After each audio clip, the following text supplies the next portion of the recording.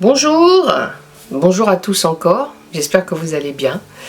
Alors bienvenue encore sur Eau de Vie Édifie. Donc aujourd'hui, je vous avais dit hier qu'on allait se retrouver. Bon, je ne sais pas pourquoi mon image elle est comme ça, mais elle est sombre. Je ne sais pas pourquoi. Bon, elle va s'éclaircir peut-être avec le temps, mais voilà. Alors merci Seigneur encore pour ce moment. Merci encore de prendre le contrôle. Merci encore d'être au contrôle, que moi je puisse m'effacer. Et que toi seul encore tu sois au contrôle. Béni sois-tu encore Seigneur, que tu puisses encore parler à des cœurs, que tu puisses encore toi-même encore Papa enseigner. Merci pour l'opportunité, merci pour ces moments de qualité, d'amour. Merci pour ce moment où tu nous enseignes encore tous. Merci encore Papa de nous enseigner. Au nom de Jésus, Amen. Alors les bien-aimés, bienvenue encore sur Eau de Vie Édifie, pour ceux qui ne connaissent pas, donc sur YouTube et sur Facebook. Ici, on est bienvenue sur notre rubrique Méditons ensemble, parce que là on est sur la rubrique Méditons ensemble. Alors, ici le slogan c'est aimer Jésus, lire la Bible, l'intimité, l'autocritique, la prière et prendre conscience du péché. Parce que il n'y a pas de petit péché ou de grand péché. Un péché est un péché devant le Seigneur. Donc, prendre conscience de ça. Ici, tu n'auras pas de miracle. Ici, tu n'auras pas de prophétie. Ici, la seule prophétie que je vais te donner, c'est la parole de Dieu. On va dans les fondamentaux. C'est cette parole même là qui nous délivre. Cette parole même qui nous ramène devant le Père. C'est cette parole même qui nous délivre, hein, vraiment c'est ça vraiment la parole qui nous délivre et qui rentre en nous pour pouvoir nous délivrer mais concrètement du monde, et c'est la révélation de Christ en fait. Donc bienvenue à toi encore. Donc hier nous avons lu, nous sommes toujours dans le livre de la Genèse. On est toujours en train de survoler la Genèse. On est toujours en train de parler de Joseph, de l'histoire de Joseph encore une fois. Donc hier, on était au chapitre 41. On était au chapitre 41, au verset 37 à 44, où Joseph a été établi par Pharaon. D'accord? Donc, nous l'avons bien lu. On l'a bien médité hier. On a bien, par la grâce de Dieu, on est bien rentré dans les profondeurs de cette lecture. Et donc aujourd'hui, nous allons continuer la lecture par sa grâce. Donc, Joseph épouse une Égyptienne. Donc, une fois qu'il a été établi en Égypte, on ne dit pas ici qu'il a été établi gouverneur, hein, mais on dit Joseph a été établi sur l'Égypte par Pharaon. Alors, la suite. Joseph épouse une Égyptienne. Pharaon appela Joseph du nom de Satnat. Satnat Parénéach. Il lui donna pour femme Asna, fille de Potiphéra, prêtre d'On. Et Joseph alla visiter le pays d'Égypte. Joseph était âgé de 30 ans. Vous savez, tout à l'heure, avant de me mettre à lire, je l'ai médité tout à l'heure.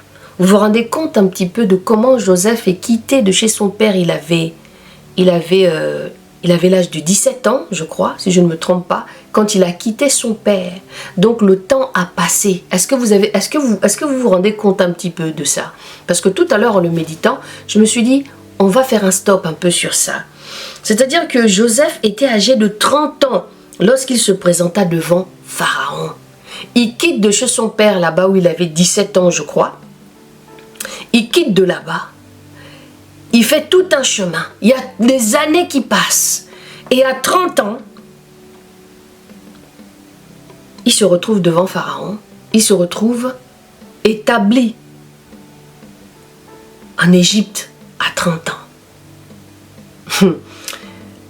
Vous savez, moi, ça me touche beaucoup, ces écritures-là. Parce que ça nous enseigne quelque chose de précis. Ça nous enseigne la patience avec le Seigneur. Malgré qu'il il y a tout ce qui s'est passé autour de lui avec ses frères, mais c'était la volonté de Dieu. Quand nous avons lu ça en premier, la Bible dit que Yahweh était avec Joseph. C'est-à-dire que Yahweh l'accompagnait dans toutes ces épreuves-là. Il n'était pas seul, Yahweh était avec lui. Peu importe ce qu'il pouvait vivre, Yahweh était avec lui. Et là, Joseph était âgé de 30 ans lorsqu'il se présenta devant Pharaon, roi d'Égypte. Et il quitta Pharaon et parcourut tout le pays d'Égypte, et la terre rapporta très abondamment pendant les 7 années de fertilité. Joseph rassembla tous les produits de ces 7 années-là, dans le pays d'Égypte. Il fit des approvisionnements dans les villes, mettant dans l'intérieur de chaque ville des productions des champs d'alentour. Ainsi Joseph amassa du blé comme le sable de la mer. Alléluia. En si grande quantité qu'on cessa de le compter parce qu'il était sans nombre. Avant les années de famine, il naquit à Joseph 2 fils, que lui enfanta Asna, fille de Potiphéra, prêtre d'On.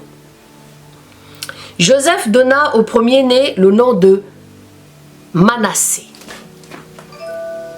Parce que, dit-il, Dieu m'a fait oublier, excusez-moi, le téléphone qui sonne.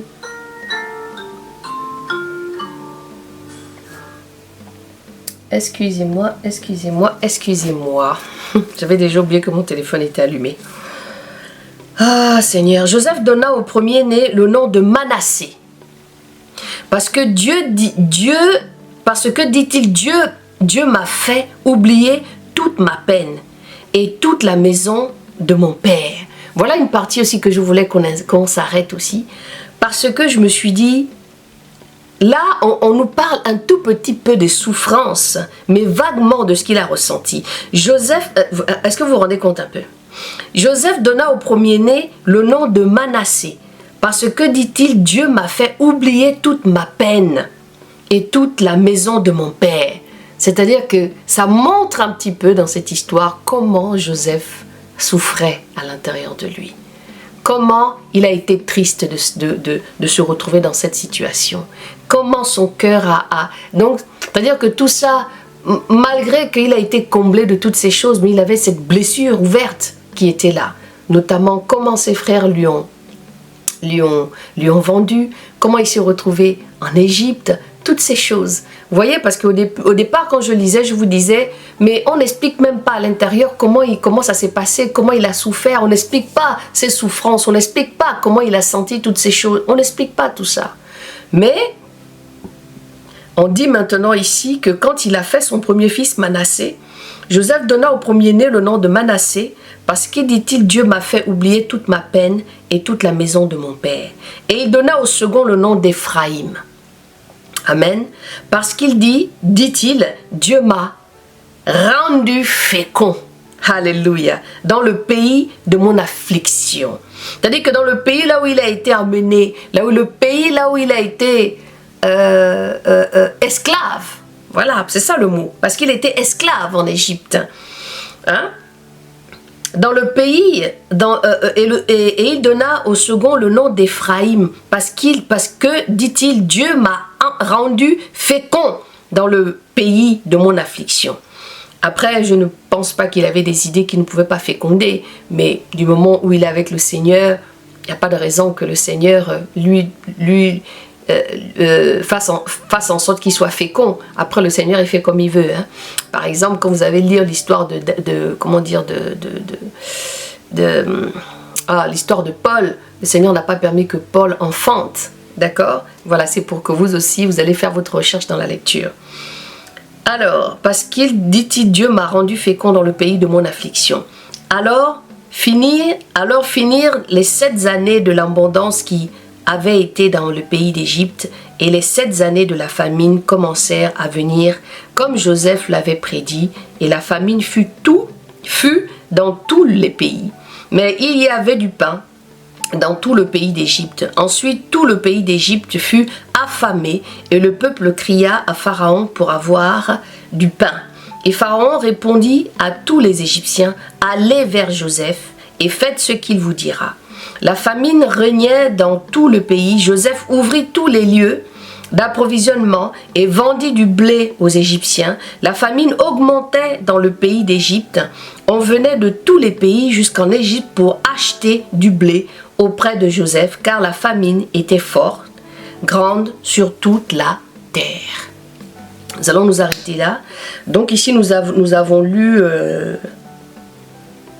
toujours le chapitre 41 au verset 45 à 57.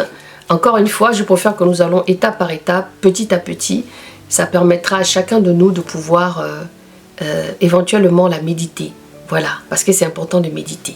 Donc c'est d'où le slogan « Aimer Jésus », la prière, l'autocritique, la lecture de la Bible, prendre conscience du péché, et puis vraiment méditer aussi la parole, quoi. Et puis de temps en temps jeûner aussi, comment le Seigneur nous met dans le cœur. Donc vous voyez que Joseph, en ayant maintenant toute cette abondance et la manière dont il a été établi dans la maison de Pharaon, a fait beaucoup de choses dans sa vie au jour d'aujourd'hui. Et dans cette petite partie-là, vraiment, il parle de Manassé, où il dit « Parce que, dit-il, Dieu m'a fait oublier toute ma peine. » Donc avec cet enfant, il a oublié sa peine, parce que je pense que cet enfant lui a donné le bonheur. Et le deuxième, il s'est dit « Dieu m'a rendu fécond. » On lui a donné un deuxième enfant. Donc je souhaiterais encore que vous soyez dans une posture de réflexion. Parce que cet homme-là, il a souffert. Ils sont beaucoup à souffrir comme ça, parce que celui que Dieu appelle là, c'est la souffrance. On ne rigole pas avec ça. Et puis moi, ce que moi je retiens ici, c'est la patience, c'est la fidélité de Joseph devant le Seigneur. Il n'a pas flanché, il est resté fidèle, malgré comment le Seigneur lui a humilié, comment il a été